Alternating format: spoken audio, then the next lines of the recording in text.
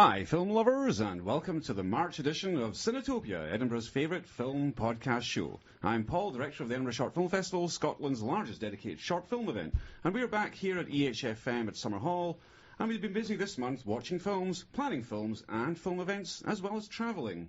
And if you're a filmmaker, the Edinburgh Short Film Festival is currently still open for submissions, and we have a lot planned for 2019, so watch that space. So Amanda here, she just took a trip across the pond over to sunny Florida. How was it, Amanda? Oh, well, it was sunny and really warm, and I got to spend some time at the beach, at Disney, with a couple golden retrievers, too, so it was quite a fun time. Yeah, sounds good. Okay, did you see any Floridian films? I did not, but I did watch a few films on the plane, which I think we'll talk about.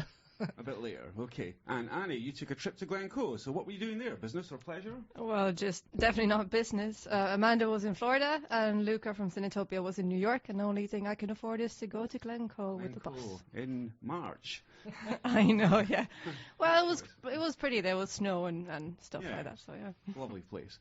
Okay, Jim, tell us what's been happening with Take One magazine. So it's still recovering from the Glasgow Film Festival, quite frankly. It's about 3 dozen articles or something, but there's lots of interesting stuff going on, which we're actually going to talk about during the show, I think, UnDependence and things like that. So lots of interesting stuff happening. Keep them busy. Glad to hear it. Okay, so Cinetopia had its monthly networking event just last week. We were all there at Brewdog in Lothian Road for all the fun and games, and quite a good turnout, I think. Cinetopia Networking is a great way to get film people together to meet up, so we all very much enjoyed it and recommend it. We also had a raffle, which we are going to shortly announce the winner for. Raffle prize was a Cinetopia goodie bag full of exotic and delicious goodies from faraway places. What was actually in the goodie bag?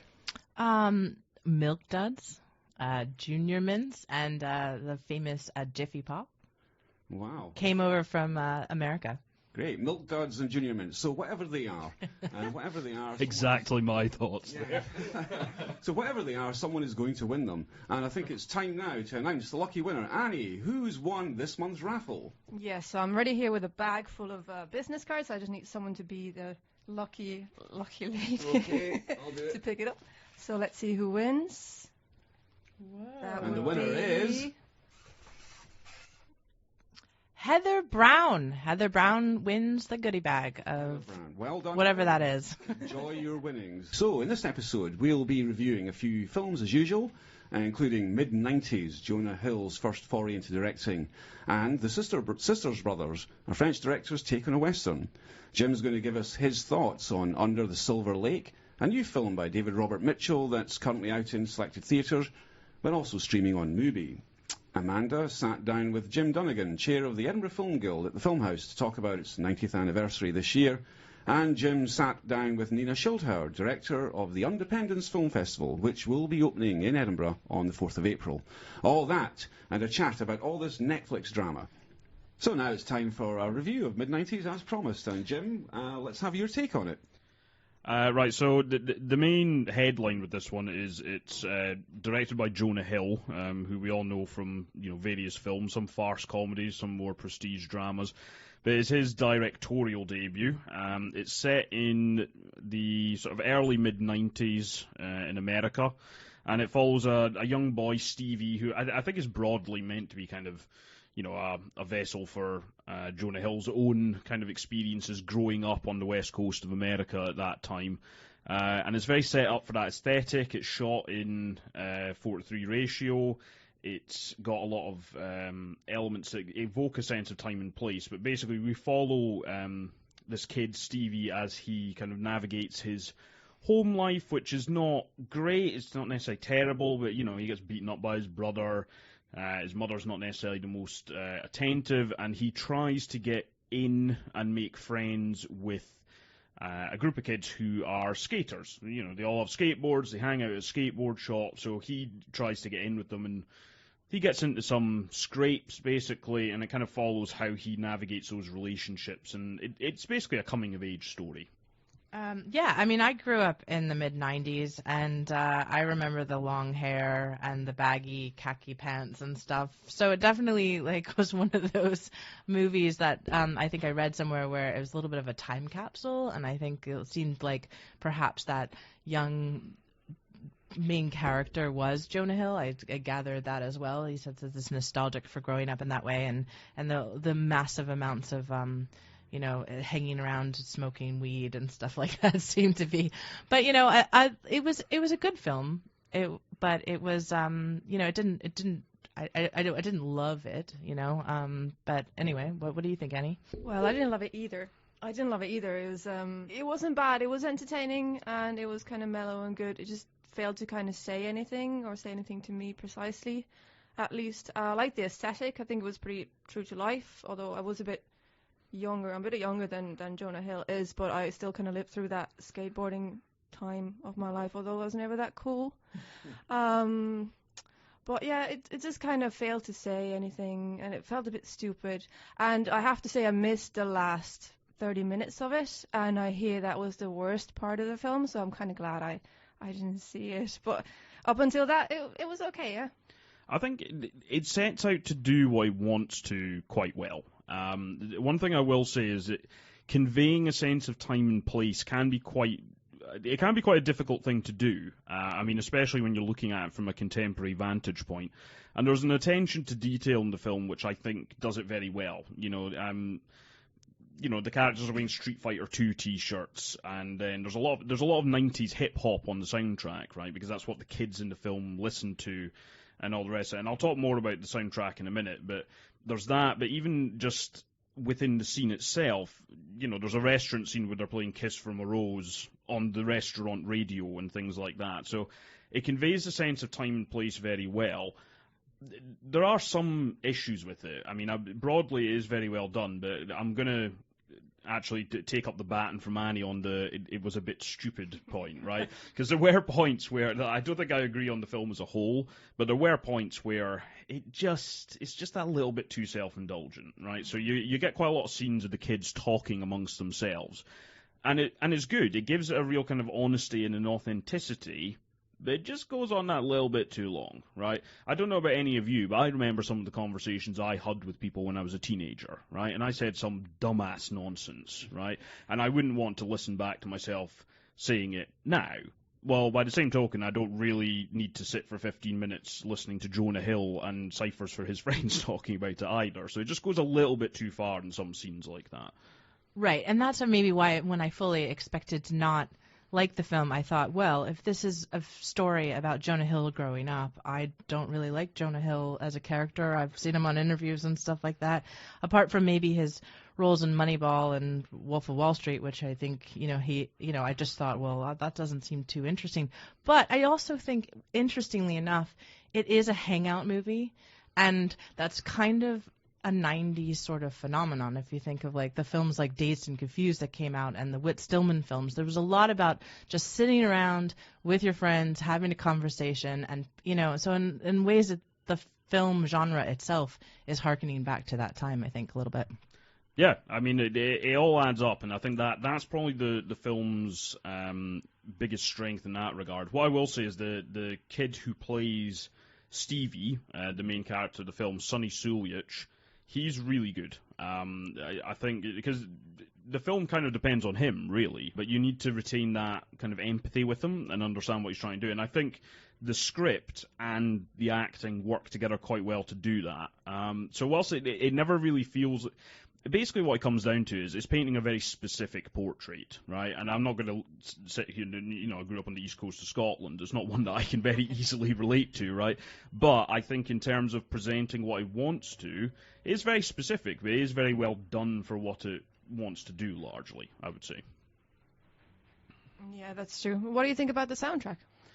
The soundtrack, I think, is a key bit of it, and actually more because it's very easy to talk about the actual 90s music in it, so there's a lot of things like, the Wu-Tang Clan's on there. I think the one that stuck in my head was 93 Till Infinity, Souls of Mischief, that's on there, and it does that very well, helps to establish the time and place. But I think what actually helps the film is also some of the work from Trent Reznor and Atticus Ross, who have done soundtracks for various things. I think probably their best known one would be The Social Network. They did the score for that, and it's got this really kind of like deep, kind of foreboding quality to it, and you'd think it would sound a little bit out of place, but it actually helps to add a little bit more gravitas to it. So it's not just a silly kind of like kid grown up skatey movie. It does actually give it a little bit of a sense of grandeur, not an undue one, I think, but it does help to just imbue it with a little bit more drama than I think it otherwise would. So the soundtrack on both sides, both the music that they've licensed and also the stuff that they've scored, it works really well, and I think it does elevate the film quite a bit. I agree, and it brings you back into that time capsule, as you will, and I love 90s music. Okay, so on the back of talking about mid-90s, there's been a trend in recent years of big-name actors turned directors. What do we think of this phenomenon? Are actors better at directing than directors who can't act? Are they just using their name? And who's been the most successful actor turned director? I can think of a few examples, from Buster Keaton to Charles Laughton. Obviously Orson Welles springs to mind. What do you guys think? So it's interesting. It does feel like there's been a lot more of this happening, certainly for notable releases anyway. Now, whether that's the case or not, I don't know, because maybe I'm just more aware of it, because as you pointed out, Paul, the concept of actors turning to direction isn't a particularly new one, but there does seem to be a lot more of these things popping up. I mean, the one that a couple that sprung to mind to me recently, I think it's really just how quickly it goes from first feature to kind of prestige filmmaking. Greta Gerwig, I think, is probably a good example. Because you had she made a big splash with Lady Bird. She's now doing an adaptation of Little Women. Jonah Hill, we've already spoken about, and I think there's an interesting point to be made in that I don't know whether a lot of the elements that came together for that film would have come together if it hadn't been Jonah Hill directing it. Yeah. I think you're right. I think there brings a lot of because you have this big name underneath it, and Americans especially love their actors. They like, when you put a poster up, you put Tom Cruise on it, and Europeans are more into directors, so it's the big name director. So I think that probably brought in the right people for him to make this film in this way, like you said, because it's a kind of a hangout movie. It's a strange one though, in that you get some. You run the whole range of kind of artistic styles with this, because we've mentioned a couple already. Another one I can think of is Melanie Laurent, and I think a lot of people certainly in the States, but I think also in Britain, still recognise her as an actress, and she's probably best known for playing Shoshana in Inglourious Basterds. But she's made quite a few films now, and her first English language one was at the Glasgow Film Festival. I might have mentioned it at the tail end of the last show. And it's a really, the film has its issues, but from a directorial standpoint, it's really interesting. It's really well done. And I don't think you would necessarily have got that from her acting work, certainly not that style of filmmaking. But it goes all the way up to the blockbuster stage, actually, because one that also comes to mind is Ben Affleck, who, of course, was Batman, isn't Batman, maybe he's going to... I don't know, I've kind of lost track of that. But he was meant to be directing a Batman film, because he's almost trying to transition more into being seen as just solely a director. It might help if he stopped inserting himself and his brother into his own movies, if he wants to be taken in that regard. But it does seem like more seem to be doing it. I don't know if that's a financing thing, or just that maybe it's easier technically to make a film now, so that if you've got a bit of money and contacts, it becomes quite straightforward to make a high production value film. Maybe that's what's seeing this uptick in it, perhaps. Yeah, definitely, I think so, because once you have someone is already in the field, it's easier for the funders to also throw money at it. But didn't Ben Affleck did the horrible Gigi film, was it called? The first one he did. Gone Baby Gone. No, wasn't it the very, very bad one? I'll have to Google that. But anyway, Jonah Hill's... I'd say Argo. I didn't like Argo, but yeah. No, there was definitely like Gigi or something before that. That was just like trash. But Jonah Hill's first one isn't that bad. Like it's gone a bit better. Maybe the directors are not allowed to just do any sort of trash. There's some sort of a level to it nowadays that you're not just allowed to go on. Do you think people are more likely to be, if you're an actor and you make your first film, they're more likely to be critical of your film than if it was an unknown director doing it?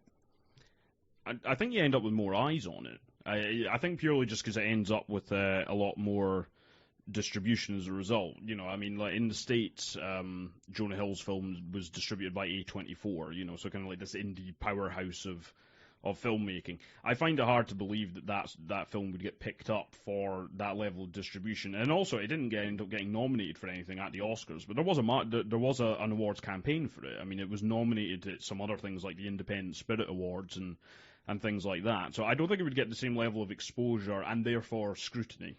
So I don't know if it's maybe people are more likely to criticise it, but certainly there'd be a lot more people seeing it. And inevitably, if more people see it, then you're going to get a wider range of things that people are going to say about it. So who do you think has been the most successful actor turned director? Recently or ever? Of all time.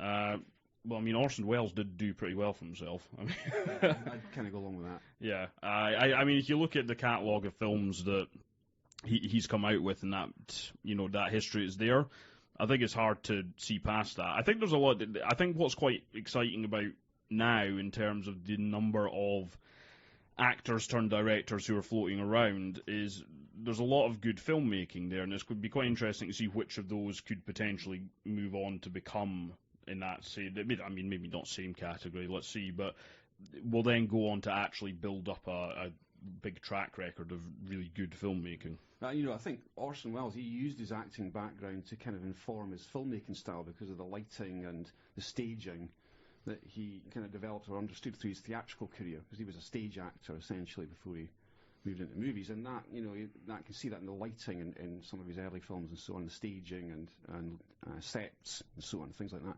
I don't think a lot of actors these days are kind of using their acting to inform the directing style. I'm not sure I can really see that. I think they might. I mean, one thing I have noticed I noticed it in Mid90s. I think I would say I noticed it in Lady Bird as well, and some of these other films. I think the modern ones, certainly anyway, that I can think of, I think they're doing quite a good job at getting good, naturalistic and kind of honest-feeling performances from their actors. Now, me saying that that's a result of them being actors turned directors, that could be a bit of confirmation bias on my part, but it is a pattern I've seen in a few of them. I think that's a common feature in the recent ones anyway. Yeah, to take back my word, I googled it. It wasn't Ben Affleck's direction. He wasn't a director for Giggly. He just acted in it, but I'm just blaming him for the entire movie. So that's why I tend to think maybe that he is a director of it. But yeah, Argo was okay, but I can't remember what he directed before that. That was kind of his breakout thing, isn't it? Yeah, well, Gone Baby Gone he did, and then there was The Town, and they were both fine. Everybody seemed to love Argo except me. I wasn't particularly taken with it. I actually preferred Gone Girl, which he made after that. I thought that was a much more interesting film for my money. So he's done very well from a exposure and critical standpoint. I'm not going to lie, I'm not 100% sold on his movie making, but lots of people whose opinions I respect disagree with me. So it's not as if it's terrible. I agree that Greta Gerwig is probably one of my favorites of the up-and-coming new directors, but I also really started to like Noah Baumbach's films when she started to input herself in the writing. So Frances Ha and those films were really, really good. So she's been kind of moving up. Also, another one I really love, because I love him as an actor, loved him as a director, Robert Redford, and he really did a great career in that and still is. Actually, one that I'd totally forgotten about until now, actually, which in retrospect seems quite obvious, is also Clint Eastwood, actually. Yeah. I mean, like some of the stuff he's put out as a director in the past couple of decades is really quite. I mean, it's had its ups and downs, of course, but he's had some like really, really good films there, and of course, I think there'll be a whole generation of people at this point who I don't think really recognise him as, Dirty Harry and recognise him from any of the westerns or anything. So I think he's also done very, very well in that regard. I think it probably depends a little bit on who they worked with during their career as well, because I think like Greta Gerwig is obviously extremely talented, but you could tell she was talented and probably would be an interesting filmmaker purely from the acting work she took. Like Frances Ha, for instance, I'm glad you mentioned that because I thought it was an excellent film, and she was really kind of the heart and soul of that. So it doesn't necessarily surprise me that she can come out and certainly from a writing standpoint, make something like Lady Bird. So I think it probably depends a little bit on that. I think, actors turning into auteurs is maybe not the thing that's going to happen. I don't think that would be the one difference. I don't think I'm really seeing that from many of them. I think maybe some of the older school ones maybe, but now it's more they're making use of their contacts to put together like a good film which expresses what they want to. And certainly the ones we mentioned are doing a good job. Okay, so Annie here saw Sisters Brothers. Annie, what's the verdict? Yeah, well, first of all, Sisters Brothers is a film by Jacques Audiard. His previous films are Rust and Bone, Prophet, and Deepan, if anybody knows those. All French films, I believe, so this is his first English-speaking feature. The film is starring Joaquin Phoenix and John C. Reilly. They're playing the Sisters Brothers, who are two hitmen sent to kill a man named Herman Kermit Worm, which I heard as a worm, so I'll just be calling him Worm from now on. He's played by Riz Ahmed, known from Nightcrawler and the HBO miniseries The Night Off. Now, Mr. Worm has allegedly stolen something from the Sisters Brothers' employer, the Commodore, who's also sent a tracker or a scout, John Morris, after him, who's played by Jake Gyllenhaal, also from Nightcrawler. The story takes place during the gold rush, and Worm has managed to create a chemical formula that makes finding gold incredibly easy. It's that invention that then changes the characters' motivations in the film as well. The film is described as a dark comedy western, but I think it has much deeper tones than that. It discusses relationships. It offers slightly less whitewashed image of early America. Well, not early America, but that era of America. And to some extent, it speaks of the ignorance of the profit-seeking worldview that has dominated the market since the discoveries of the natural resources. I think it's fun film at times, but it's not a laugh-out-loud comedy for me, so that's why I wouldn't regard it as much as a comedy as it is a bit more of a drama, maybe. I enjoyed it. It's not my favorite film of the year, but it is pretty solid, I think. And I especially like the ending, because it is a bit, there's that mellowness of it, and it doesn't really follow, like, it is in comedy up until the end. It finds a kind of different tone towards the end. Yeah, I think I'd largely agree with that. I did enjoy the film a lot as I was watching it, with a couple of caveats I'll get to. Jacques Audiard, so I've seen A Prophet and Rust and Bone. I haven't seen Deepan, but again, a lot of people whose opinions I respect thought a lot of that. And he's a very visual filmmaker, and his shot making's great, and his films, those certainly for me looked absolutely stunning. And he comes straight out of the gate with the Sisters Brothers. The opening shot is basically them kind of attacking this ranch, this house, like in the dark. And it's kind of this deep blue, and it's just illuminated by their gunfire. And that's basically all you see, and just flashes of it, and it's absolutely superbly done. Arguably, I would say visually it never quite gets up to that level for the rest of the film, but it's still an extremely well-made film in that regard. Beyond that, he feels like a slightly odd choice for the director of this one, and I think part of what Annie was talking about there is to do with it never quite finds its rhythm, I think, in terms of the tone. It kind of lurches between comedy and slightly more austere topics without ever really maybe fully blending them. You know, because you've got this, like John C. Reilly plays one of the Sisters Brothers, right? So two brothers with the surname Sisters, which that was confusing me a lot before I saw the film. I was where's the apostrophe? Yeah, it also doesn't translate into any other language, so in Finnish this is called The Brothers of Sister. Yeah, the title maybe needed a bit of workshopping, to be perfectly honest. But it's at times it feels like what it's going for is it's going for like a Coen Brothers-y tone, you know, because there's elements of absurdity in it, and you can kind of feel that with the casting of John C. Reilly. He does his like everyman incredulity stuff, which he does extremely well, and that works really well against the kind of, you know, very earnest but, you know, good comedic timing of Joaquin Phoenix, who plays his brother. And in that regard, it all works very well, but it's just the tone never quite blends, because you got that, and then Riz Ahmed's character, you know, he has very grand ambitions about what he wants to do with this gold he's going to get. So there's a lot of talk about societies with an absence of profit, and, you know, things that, you know, prioritize their spiritual development, and like quite grand themes, and they're generally done quite well, but the problem is they feel completely apart from these slightly more darkly comedic bits with the sisters' brothers, and it never quite blends those two bits together, in my view. Yeah, well, he has good ideas, but the way he's extracting the gold is also just like destroying the nature. Bit of a spoiler there, but like it's kind of, I think it's a smart film in a way that it speaks on multiple different levels. So even though it doesn't just have a kind of one level story, when you think of it, or if you see it more than once, there's things that you can pick up and kind of stories that you can see the director writing into it and the screenwriter writing into it that are not explicit. I have to say that my review has to be prefaced that I saw this on a red-eye plane coming back from the States, so some of the beauty that you saw I didn't get to necessarily see. It was very small and it kept saying Virgin Atlantic, but also I agree with you guys in the sense that this is an interesting pick for I've loved Rust and Bone. I really had a lot to expect from this film, and coming in with this Western.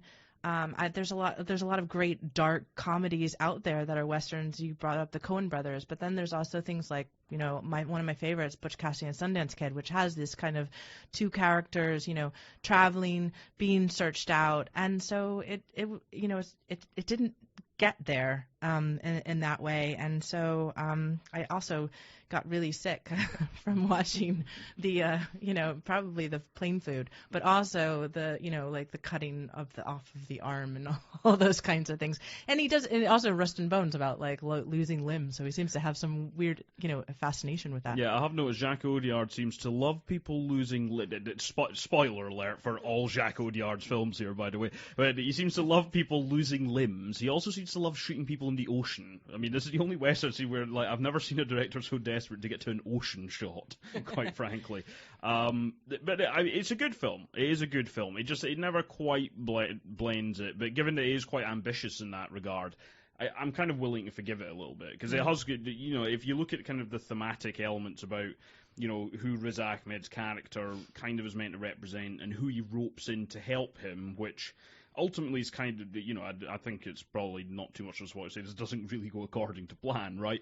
But his ultimate undoing, there's a certain irony about how that happens based on who he needs to help him achieve it.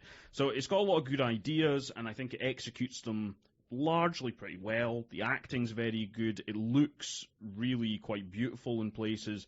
It just never quite hangs together from scene to scene in terms of tone. You don't get a consistency from it, and I don't think that lack of consistency is deliberate, is the other thing. Because if it was deliberate and it was meant to throw you off balance, that's one thing. But I do think it is trying to aim for a consistent thing. It's just not quite managing to do that. So, Under the Silver Lake, we're going to review that now, and Jim's going to do the review. Take it away, Jim. Yeah, so Under the Silver Lake, it screened at the Glasgow Film Festival. I didn't have a chance to catch it there, but it is now, as we broadcast, available on MUBI, and it will be available there until the 19th of April. It has been getting a few screenings in places. I know it was on the Glasgow Film Theatre, so it will probably pop up a little bit here and there, but certainly it's available online as we speak.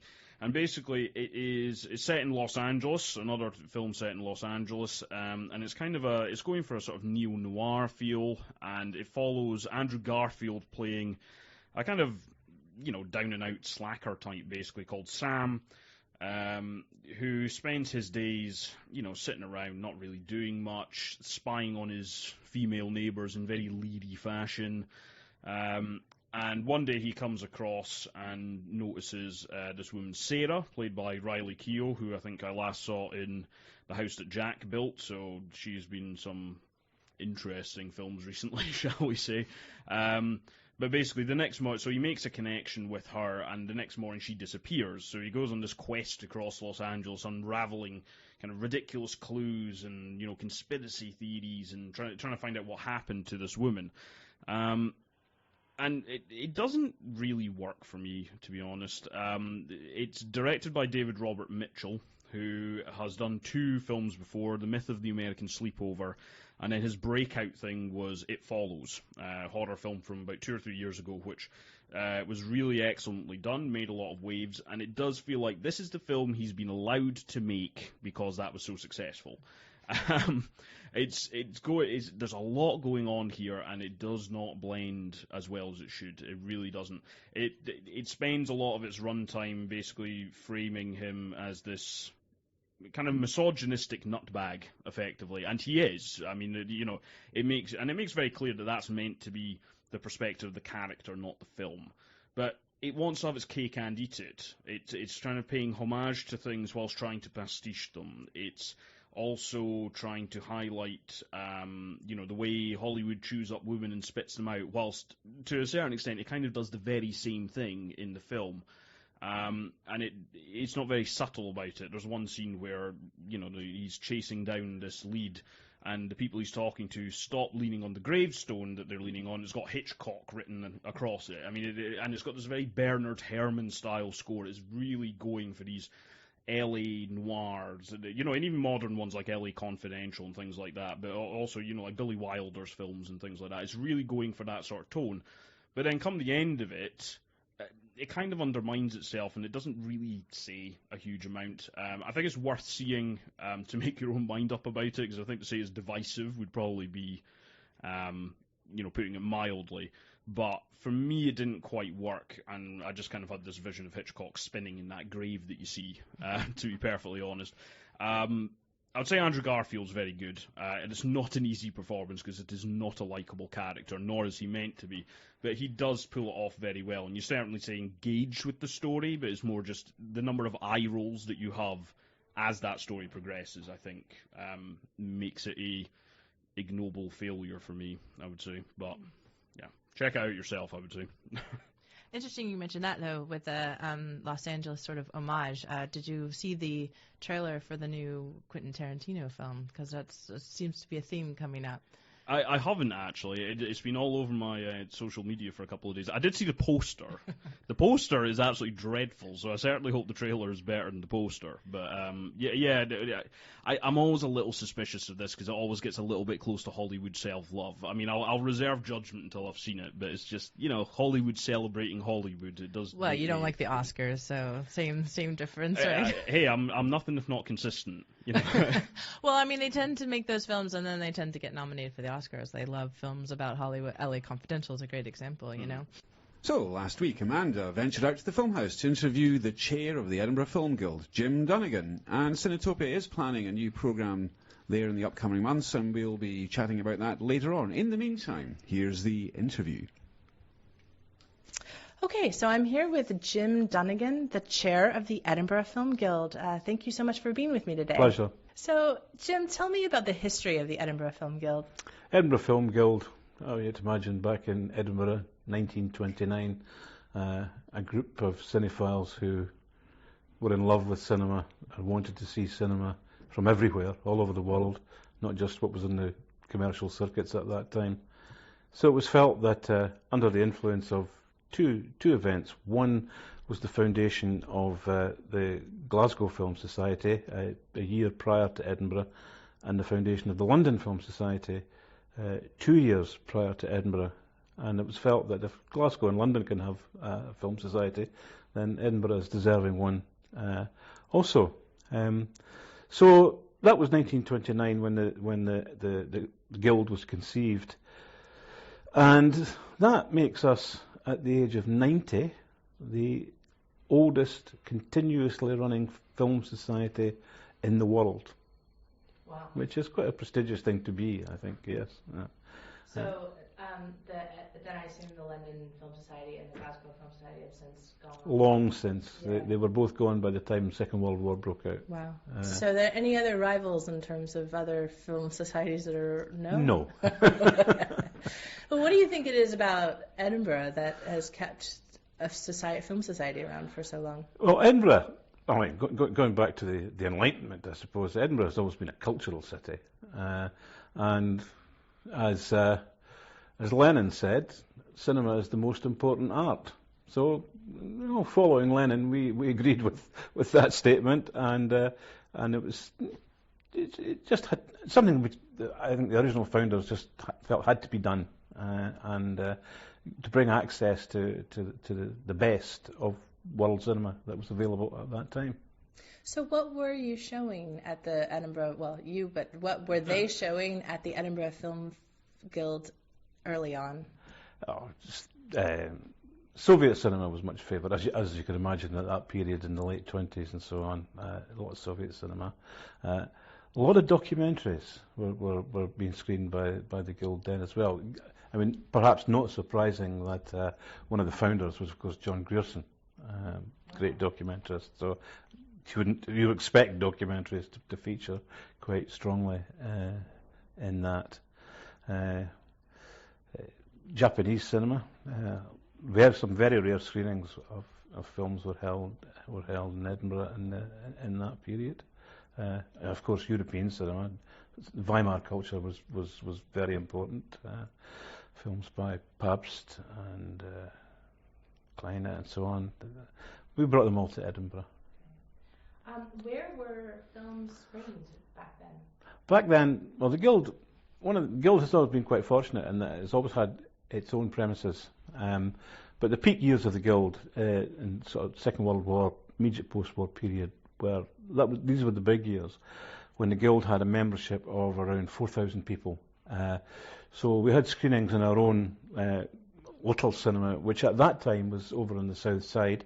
But the big screenings on Sunday evenings were always held in the Cali Cinema, just 200 yards down the road from where we are now. It's now, sadly, a J.D. Wetherspoon's public house. But if you want to get a flavour of what cinema was like in the 1920s, 1930s, just pop into and see what the Wetherspoons have done to it. You get that sense of a picture palace.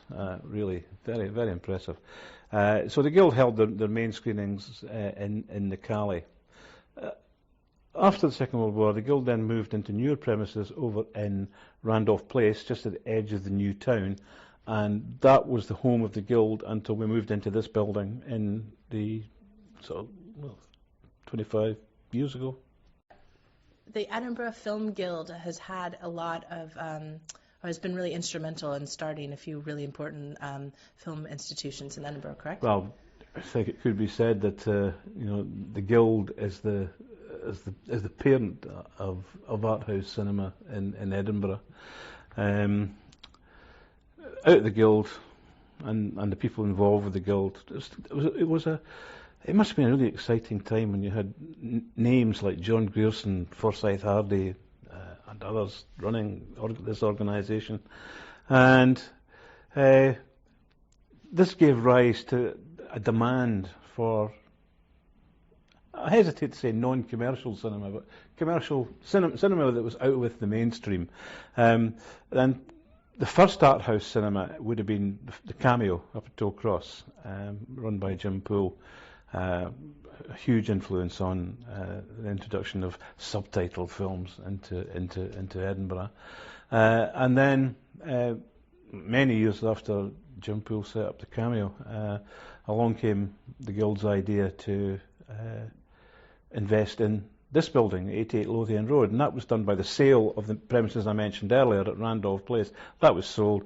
The capital that was raised from that sale went into the foundation of Film House as we know it today. And the Edinburgh International Film Festival? A long story there. 1947, post-war optimism, brotherhood of man, art bringing the world together. This was the idea that gave rise to the Edinburgh International Festival, but sadly they had no place for film. And the Guild, of course, as you can imagine, was outraged by this and said, well, if they can set up an international festival, we can set up an international film festival. And that is what we did in 1947, 1948. And they're coming up on an anniversary too, or no? They are indeed, yes. And recently, one of the screenings we had at the Guild, was a terrific screening, was the very first film that was ever shown at the Edinburgh International Film Festival, a French documentary called Farabic, which is, I have to say this, because when I saw Farabic for the first time, I was absolutely astonished by this film. Yeah. I would say it's probably one of the most beautiful documentaries I have ever seen. Wow. Well, we'll have to add that to our list. You will. So what is the Film Guild like today? Film Guild today is, I have to say, a fraction of the size it was in the glory days, but that's only to be expected given that the whole nature of the film world has changed. I would say that the role of the Guild today is, and we like to think we're quite successful in this, is to show films that you will not see anywhere else. And of course, this was the function of art house cinema, say, 20 years ago. But the nature of film distribution being what it is, art house cinema is a much riskier financial prospect than it was then. Given the outfits like Cineworld and Omni now show a lot of the crossover art house stuff, which used to bring in money to places like Film House. Well, that audience is now fragmented and diluted. Certain titles are being shown everywhere, where formerly they may have only been shown in the one art house. So that makes it a much riskier proposition. So I would like to say that the Guild is now in the situation that Film House was in 20 years ago. We were able to take risks, show films that you won't see anywhere else, and hopefully we'll guarantee our audience for another 90 years into the future. And how many films? Or what? We have a programme of approximately 100 films a year over the spring term and winter term. We shut down over the summer. We do need a break. We need a little bit of a break. Yeah. But average is at about 100 films a year. And who decides the program? Well, we have a programme committee in the Guild, which is it's all very democratic. But as the chair of the Guild, I sometimes say, "No, over my dead body, we're not showing that."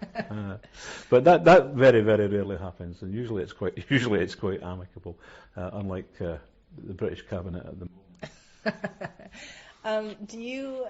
So how long have you been involved with the Guild? I got involved with the Guild about 1980, 79, 80. And there it was. I mean, at that time I worked in a school, Portobello High School, which had a very successful film society, which I have to say was there before I arrived at Portobello High. And as we developed links with other film societies, I just liked what the Guild was doing. So then I said, well, I'll join the Guild as well. Yeah, that takes up 2 nights a week now. And the rest is history. Here I am, still 2019, still here, elevated to the chair for my sins. That's it.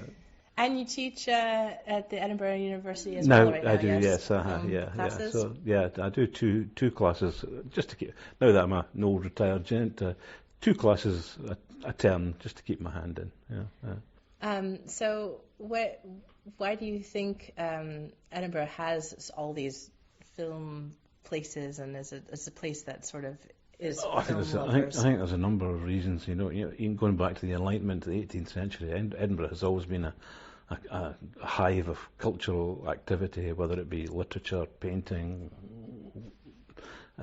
whatever. And that has continued into the 20th century. And I think there's that whole cultural background. And on top of that, of course, there's a university town with several universities. Then you'd expect that there would be a demand for the kind of product that we are trying to bring out into the public. Why do you like being part of a guild, watching films, and why do you think that matters? There's all these discussions of Netflix versus the cinematic experience. Well, I mean, Netflix, a lot of good stuff on Netflix, and I wouldn't decry what they're doing, but I think the Netflix direction is the future of cinema. I think there will always be a demand for what is increasingly becoming niche cinema. And if you look at sales, Blu-ray sales in particular, what you'll find is that mainstream sales are plummeting, but it's the niche market, the cinephiles market, like Eureka, Masters of Cinema, Criterion Collection. These companies are not just successful, but they're actually growing. And so you're always going to have that split. But as good as Netflix is, I don't think there's any substitute for sitting in the dark with an audience, seeing a film much bigger than your television set. And no matter how big your TV is, it's never going to replace that. So you'll always have that niche market, but I think it will get smaller. The age of streaming is upon us. So you mentioned that, Edinburgh Film Society was one of a few that started, and that there were many over the years in different cities.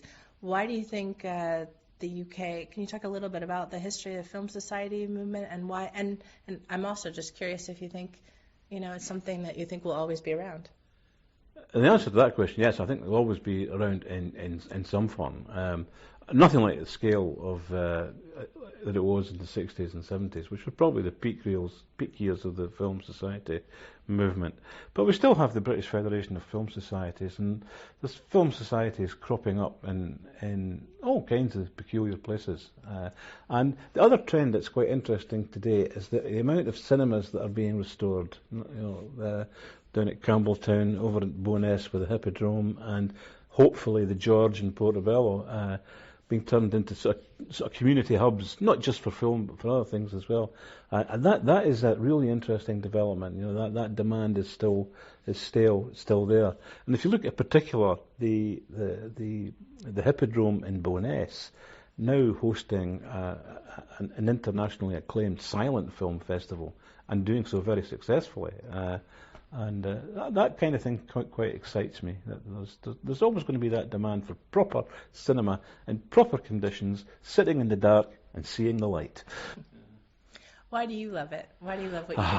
That's a good question. Well, I suppose it has to be said. The reason I'm here, talking to you now as chair of the Edinburgh Film Guild, I would have to say that's all due to my grandfather. My grandfather was a cinema nut. He loved going to the cinema. He would go 3-4 times a week, and he loved westerns. And what better thing for a granddad to do than to take his grandson to see westerns? But my grandfather was a particularly distinctive character. He was one thing about my grandfather was he had this complete and utter contempt for authority of any form whatsoever. And my family were Catholic, apart from my grandfather, who was a complete godless Bolshevik type of man. And if my mother had known what he was saying to me in the cinema, she would never have let me go, because I still have vivid memories of sitting beside my granddad in the Rex cinema in Dundee, watching a cowboy film. You've got your Cura, your chalk ice or whatever, you're having a great time, and your granddad leans over to you and he says, "Hey, this is better than the chapel, eh?" And as a wee boy, there was only one answer to that question. So it's all his fault. He gave me this love of westerns, which in turn gave me a love of American history, which in turn led me to... It was probably due to all of that I ended up doing American history at university.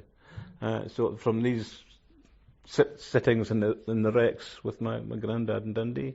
And I always had a love of history as well, and historical films. I thought, you look back and you see them now and think, these sword and sandal epics. And you think, well, they were actually historical bunk, but they gave me that interest in history, which led me to the academic study of history, and for that I will always be grateful. Yeah, that's wonderful.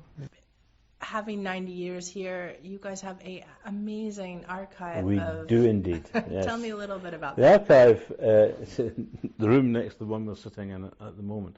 But this is an archive of... The heart of the archive is a wall full of filing cabinets packed tightly with film stills going back to the foundation of the Guild. It's... for many, many years, the BFI were desperate to get their hands on. Would you not like to deposit with us? No, it stays in Edinburgh. It stays at 88 Lothian Road. That's its home. If it goes anywhere, it will be to the Edinburgh University Special Collections, which may well happen one day.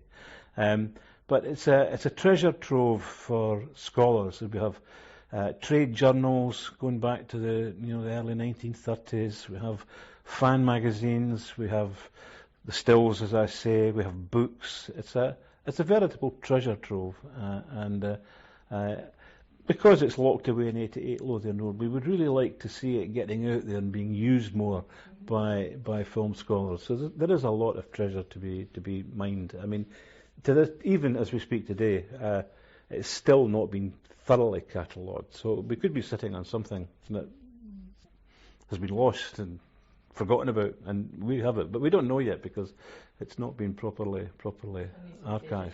Yeah. Yeah. So we're at the moment in kind of partnership with the University Special Collections, and jointly we've launched a lottery bid to get financing to digitise the archive and get it, get the three archives, Film House, Film Festival and the Guilds together in one collection. So that's all dependent on lottery money, but we keep plugging away at that. So hopefully one day that archive will be out there in the public domain. That's wonderful. And a lot of interesting people have come through the Film Guild, right? That's for sure, yes. My favourite story of interesting people coming to the Film Guild was the year John Huston attended the film festival. Of course, Huston, as you know, much larger than life character, insisted on attending the opening ceremony of the international festival. And he insisted, I'm just prodigious Hollywood director, I should be there. And then he found out it was a religious service. wasn't interested after that.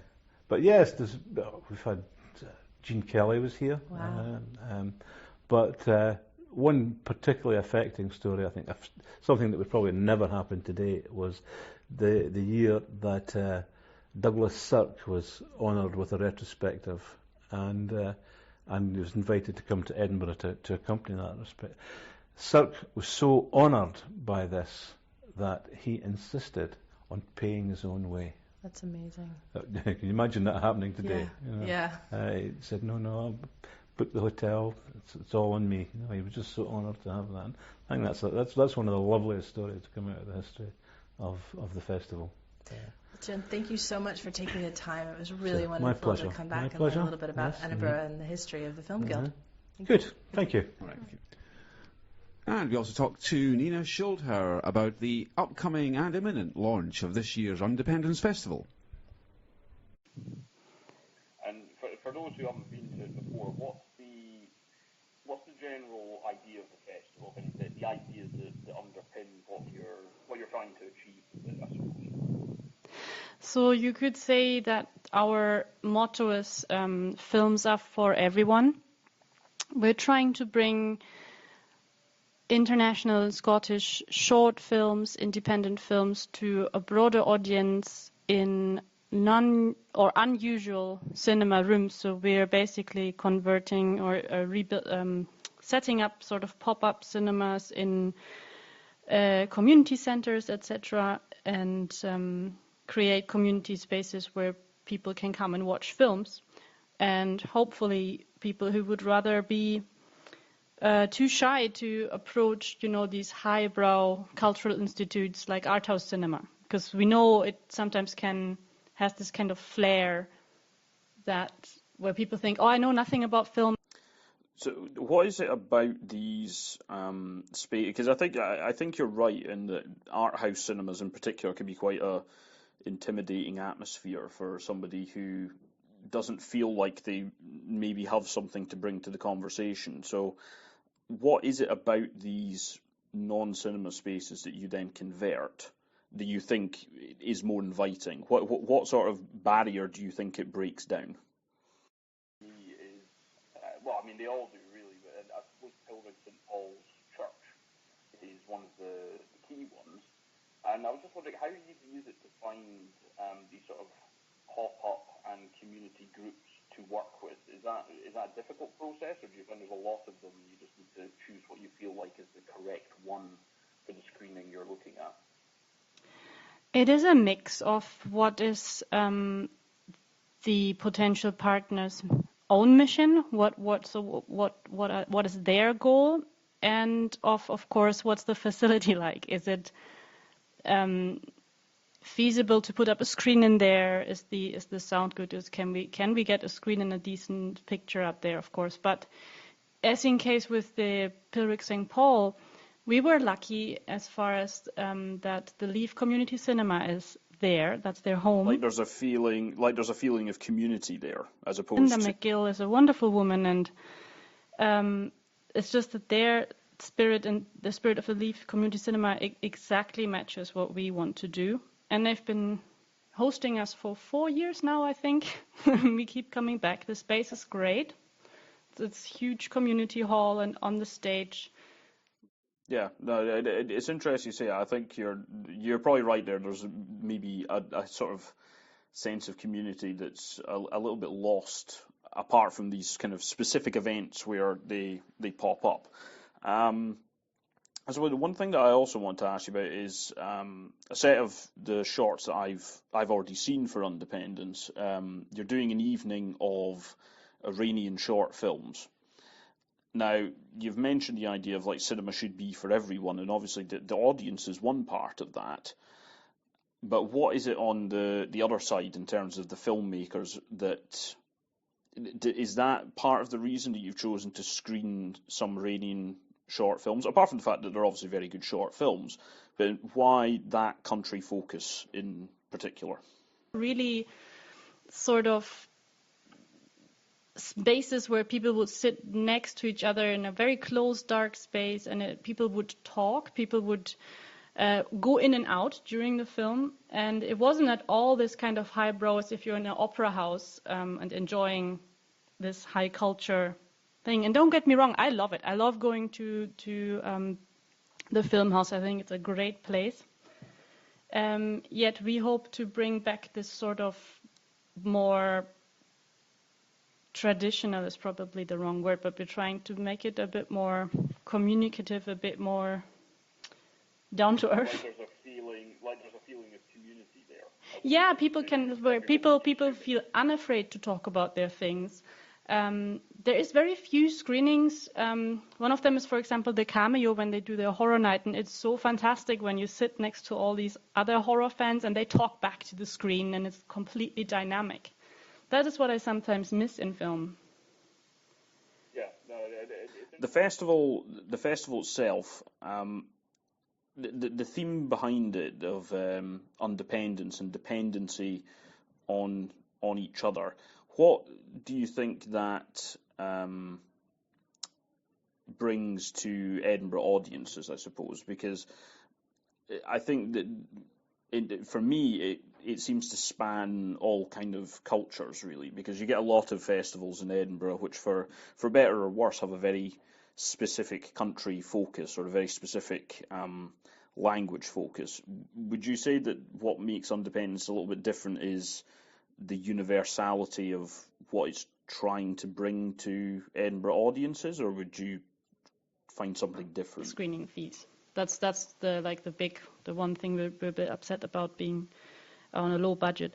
And the film also, I think it fits. It fits as a closing film or premiere film, but it fits because this topic is so relatable. We all have these fancy electronic items at home. At least one of them every one of us has. And if it's not your pretty MacBook, it will be an iPhone, or it will be a Samsung whatnot, or a tablet. So we're kind of all, as the film says, complicit in this thing.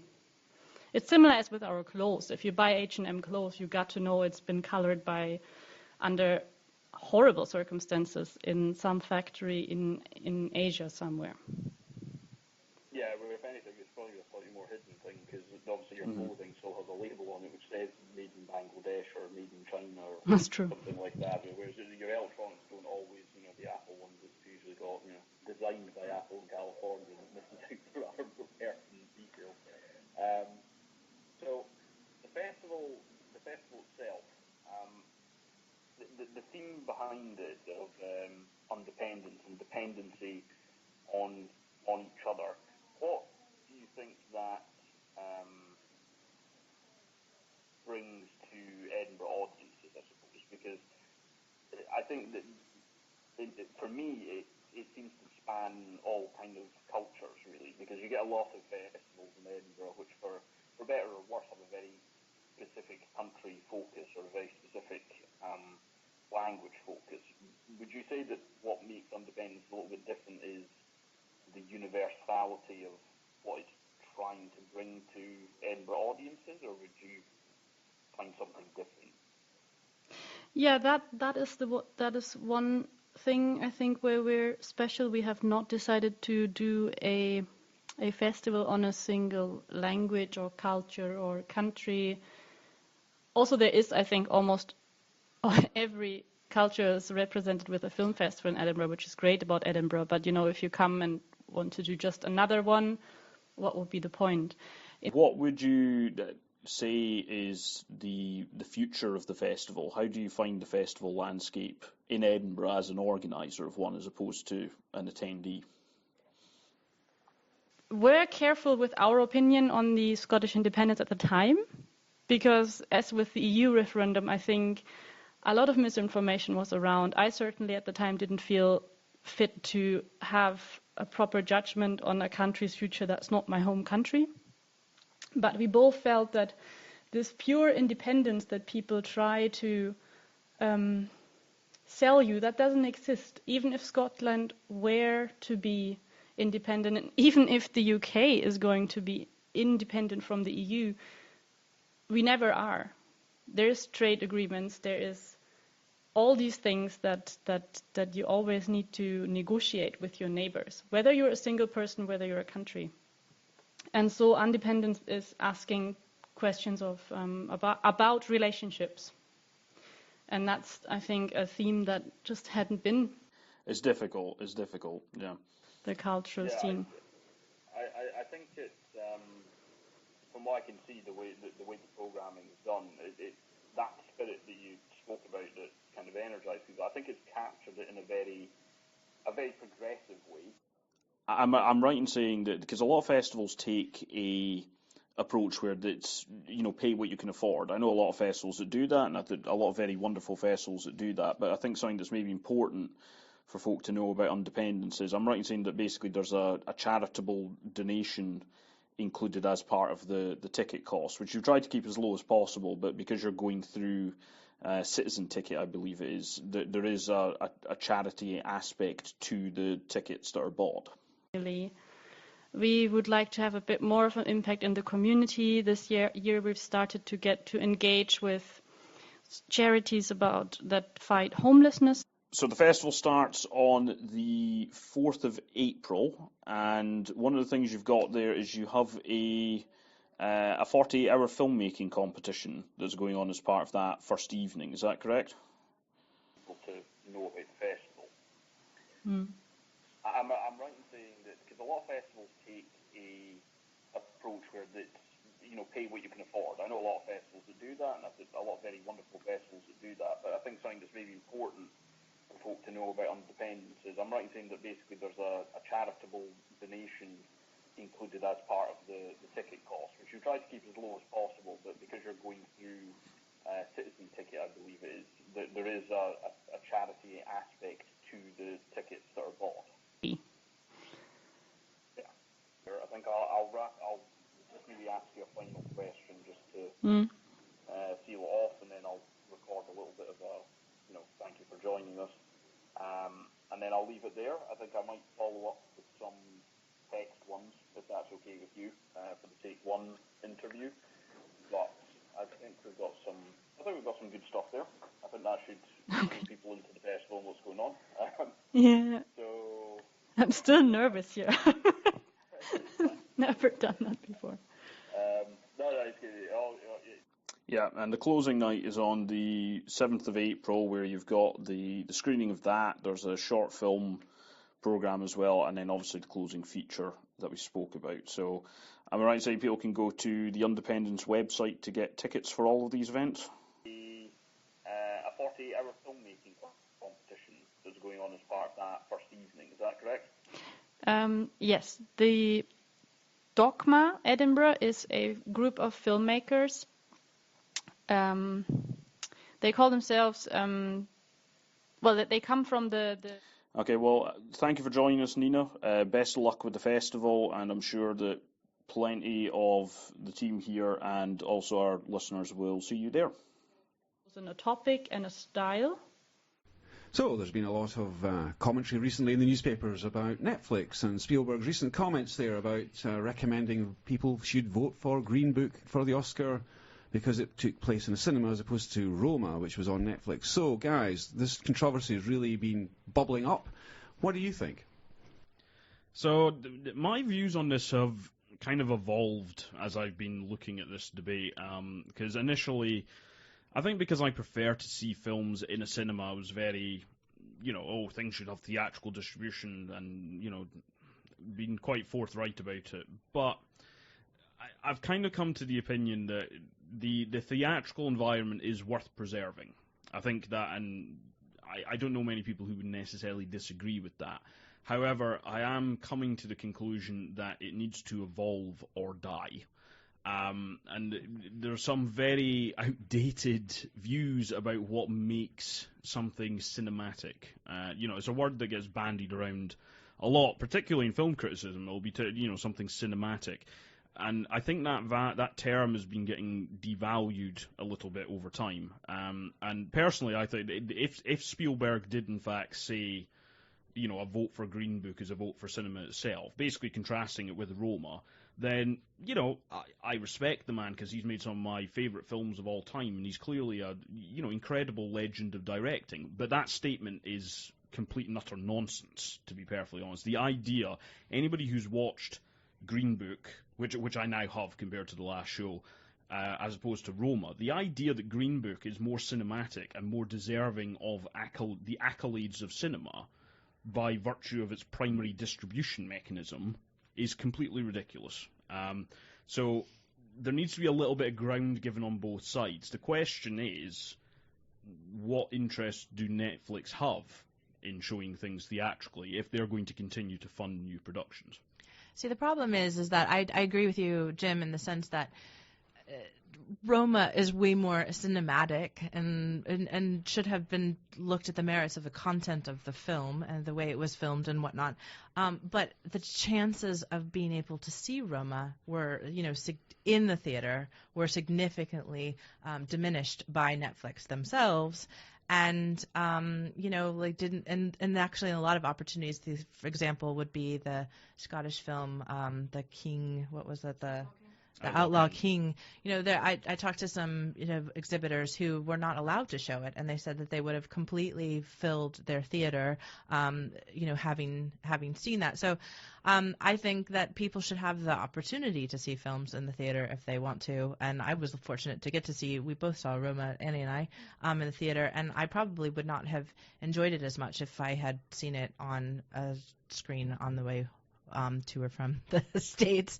But also, as an exhibitor, like my exhibitor hat, it's like, please, you've got to keep this industry going. It matters. It's really important.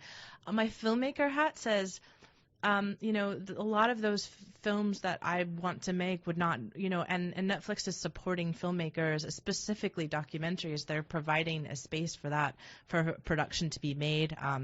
In there, in fact, one of my former teachers just made a film, American Factory, that did really well at Sundance, and they got $3 million by Netflix from that. They would have never seen that before. So there's this thing where I think Netflix maybe needs to think about maybe compromising a little bit, to make the exhibitors and theatrical, releases a little bit happier. I mean, I think Netflix can benefit from certainly film festival and theatrical releases of its films. I mean, one that actually comes to mind is because basically everybody talks about Netflix in this debate, but there are other ones there. For instance, the film that we just spoke about, in fact, Under the Silver Lake. I mean, it's gone around the film festivals, but it's ultimately going to be largely available on MUBI. And then you've got other studios that have a slightly different approach to the theatrical distribution, like Amazon, and because they did You Were Never Really Here, Manchester by the Sea, various things like that. So there needs to be some sort of incentive for Netflix. But the main thing is people not wanting to go to the cinema has been devalued by cinema chains themselves. And I'm not pointing the finger at smaller independent ones. I think generally they're doing a very good job. But then you look at multiplex chains, and there's a point that, okay, some of these films, by going on Netflix, you lose the opportunity to see them in the theatre. But quite frankly, if you look at a lot of the multiplex programming, they don't program these things anyway. They put on, Captain Marvel or like whatever the blockbuster is of the week, and they put it on like 20 times a day across 5 screens. So I'd argue that really, yes, it maybe reduces the chance of seeing it in the theatre, but if you look at the amount of screens, there wasn't really a very high chance of seeing it in a theatre anyway. So there needs to be a bit of compromise and less protectionism. Like the decision by picture houses recently, so they have decided, in line with Cineworld, in fact, so ultimately own them, that they require a 16-week theatrical window, where the film can only be seen in theatres. Now, obviously, that rules out quite a lot of Netflix things, because Netflix don't really have an interest in putting stuff out exclusively for that long. But more importantly, and this kind of goes to illustrate the point I've just made, it does it for a lot of independent or smaller budget films as well, because a lot of independent film in the UK is released day and date now. So it comes out on streaming at the same time that it comes out in theatres, and I'm basically thinking of Curzon Artificial Eye and Curzon On Demand, and there's a lot of films which have an audience in Britain, certainly from like the art house going crowd, so things like The Souvenir, Girl, Loro, At Eternity's Gate, all these films which have been popped up and people would want to see, according to that policy now, they will not get shown at Picture House cinemas.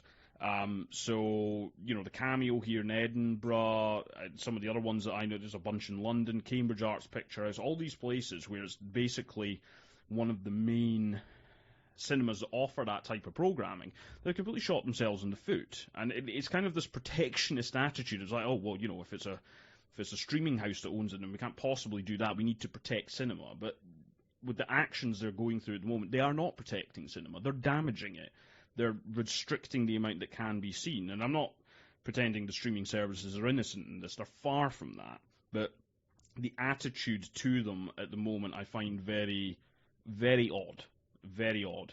And it reminds me a little bit of some of the response of when, music streaming became a thing, and we kind of know how that's ended up. Do you think that's going to drive Netflix into making their own theatre chain, and then just releasing their films through that? Or would they be buying like a theatre chain that's struggling and starting to show films through that?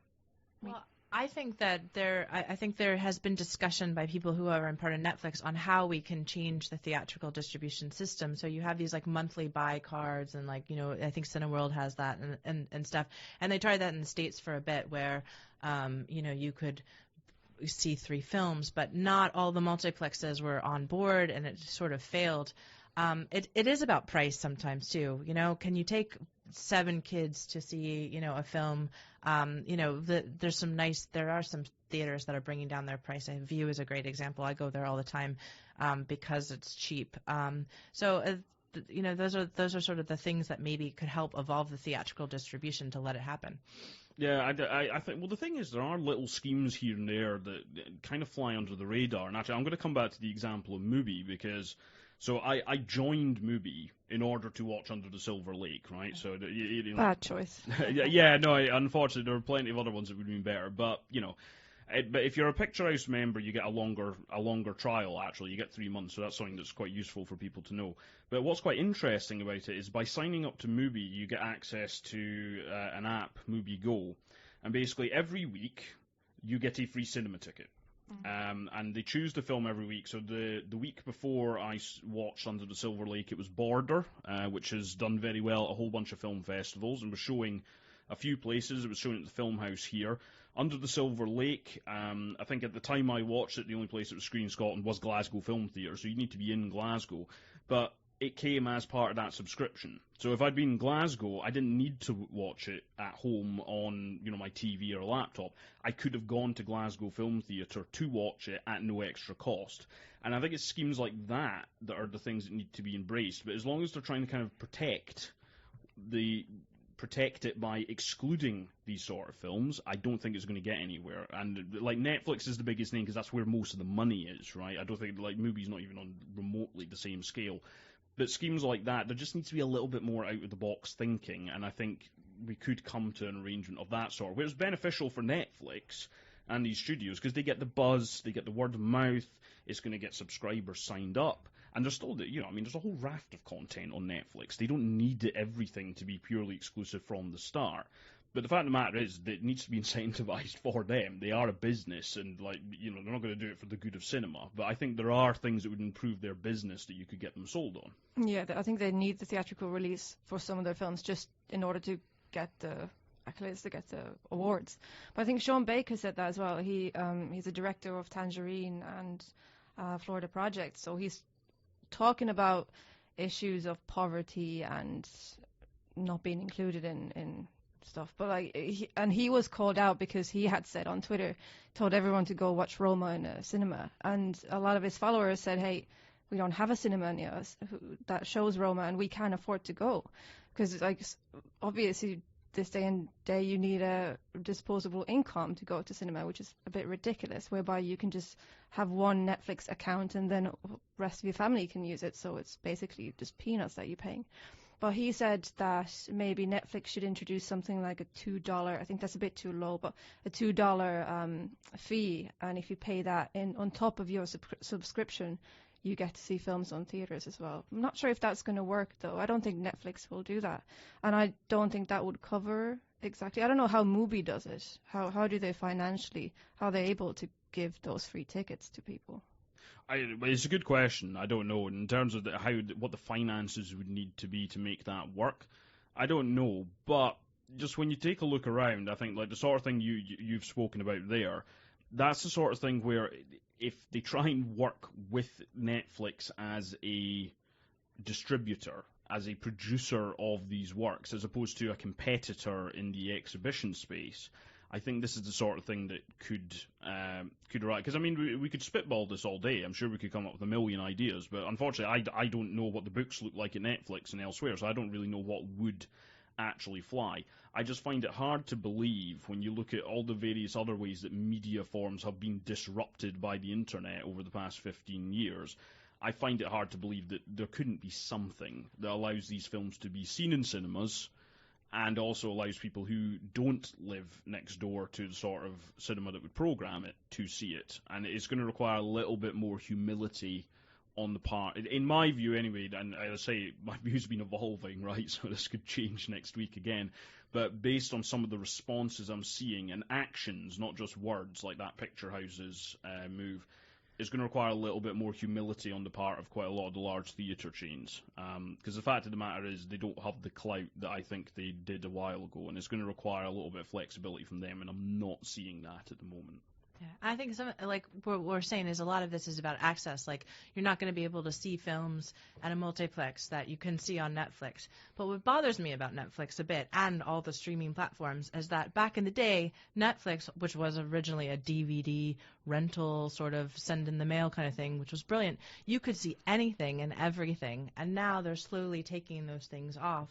And, you're only allowed to see Netflix productions. I read something the other day where I heard that Netflix is, borrowing tons and tons of money to make these productions, and they're only relying on these subscriptions. Are they going to be able to sustain this kind of business going forward? Well, no, but I think probably part of their business model is probably a bankrupt cable television in the United States. So do that and then they can, jack up the prices. In terms of their overall strategy, I can only imagine, really, to be honest with you, cinema is probably a tiny, tiny bit of it. And this is maybe why it's not really progressed that far in terms of, working these things out. Because the likes of us in this room, I think we've got some sort of investment in seeing films in the cinema. And I think a lot of people maybe enjoy going to the cinema to see something on a big screen, but it's maybe not quite as crucial for them to see something on a big screen. And I think Netflix is exploiting that at the moment. And I don't mean that in a pejorative sense. I think that makes perfect sense for them to do that, but that's ultimately what they're doing. Yeah, and the youth of today are used to watching everything on YouTube, so the small screen is the future. And I think, that's a personal opinion, Steven Spielberg should just fucking retire, because he's been on for too long, and the latest films he's done, like Ready Player One, just get off the field, let other people do what they want to do. Yeah, and well, the Post was okay. The post was okay, but quite frankly, anybody who made I feel bad saying this, right? Because it's Spielberg, he's made some brilliant films, but anybody talking about how cinematic something is when they look at the post and voted for Green Book, no, I'm sorry, really, is that the hill you're going to die on for this argument? Green Book, it kind of undermines itself in that regard when you're up against Roma versus that, but it is what it is. Okay, so we've got some announcements for forthcoming events in April, and we're starting off with the launch of Ibero-Docs, the Ibero-American Documentary Film Festival, in its 6th edition, and it opens soon. And the Edinburgh Short Film Festival is programming some Spanish-language shorts there on May the 5th. There's also 23 feature documentaries, live music and parties with no less than 20 events. So Ibero-Docs runs from 11th of April to May the 19th at venues in Edinburgh and Glasgow, so keep an eye out for that fairly soon. Annie, tell us a little bit about Cinetopia's documentary strand, which is opening soon. So we are launching a new documentary strand, just dedicated to documentaries entirely. That's going to be, the first one we're going to have is on the April 8th, that's Monday at 7 p.m. And it's going to be in Edinburgh Film Guild space in 88 Lothian Road, right next to Screen 3 in Film House. We are screening Faces Places by Agnes Varda and JR. And we have a local Agnes Varda professional coming to talk to us, François Giraud, and he'll do a little intro and then we'll do a bit of discussion afterwards. And it's a strand where we bring in documentaries that we like and that spring up discussions. And we talk about documentaries specifically, and in this one we also talk about women in film and women documentary makers, since it seems to be that is the easier way for women to do film, it's documentary. But yeah, do show up. We're going to be launching it soon on our website, on our social media. The tickets will be on sale soon. Keep an eye on that. That's going to be a monthly strand, so yeah. Sounds great. We'll keep watching that space. Scalorama is a UK-wide film event that runs in September, and the Scalorama Edinburgh team are gearing up for the planning of that. I think there's a meeting fairly imminent. Amanda, do you want to tell us a bit about that? Yeah, so if you've ever wanted to put on your own film event on, This Is Scalorama is a really good time to do it. I know Paul and has done it with the Short Film Festival, and Cinetopia has definitely done it. So we're running a bunch of workshops and events where we talk about the logistics of things that you need to deal with. So tonight, exactly, at Refinery, we'll be doing our first one at 6:30, and we're going to be talking about venues. Venues can be kind of a challenge in Edinburgh, and licensing. So that's the first one. So come and we'll take it from there. Great. Well, that's about the size of it for the March edition of Cinetopia. Thanks to our guests, Jim Dunnigan and Nina Schildhauer, for joining us, and thanks also to Nina Halton for curating the music throughout the show. We look forward to catching back up next month, and we'll be reviewing more films and talking to more local film industry people. The Cinetopia radio show is produced by Amanda Rogers, co-founder of Cinetopia and RPP Productions, and hosted by Paul Bruce, director of the Edinburgh Short Film Festival, and Jim Ross, managing editor of Take One magazine, the UK-based film magazine, and none other than Anni Asikainen, co-founder of Cinetopia. Someday you'll get it, Paul. Someday. One day I'll get that right. Music curated by Nina Halton. For more information about Cinetopia and our partners, go to cinetopiashow.com or follow us on social media at Cinetopia Show. Bye for now.